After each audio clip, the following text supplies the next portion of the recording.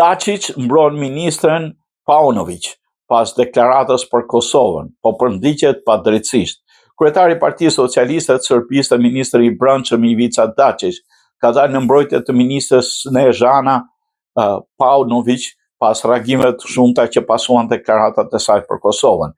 Dačić i cilësoi kritikat nga Paunović si të padrejta dhe pretendoi se deklaratat e saj janë keq interpretuara. I tha se ndaj saj po zhvillohet një fushat për ndjekje dhe i quajti reagimet hipokrizi, duke përsëritur pretendimin se serbët në Kosovë po përballen me presione. Paunović u justifikua duke thënë se deklarata e saj ishte nxjerrë nga konteksti dhe se ishte shkëputur vetëm një pjesë prej 7 sekondash nga intervista.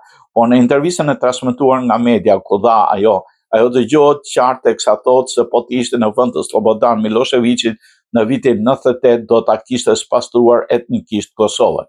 Kjo ishte historia ime, jo një deklaratë politike, është e pakëndshme dhe më duhet të shpjegoj se nuk është politika e presidentit apo e qeverisë ajo. Deklarata e Dačić vjen pasi presidenti serb Aleksandar Vučić u distancua publikisht nga qëndrimi i ministrës, duke theksuar se ajo nuk përfaqëson politikën zyrtare të qeverisë serbe. Paunović shkaktoi reagime të forta pasi në një intervistë për media serbe deklaroi se po të kishte qenë në vend të Miloševićit do të kishte kryer spastrim etnik në Kosovë.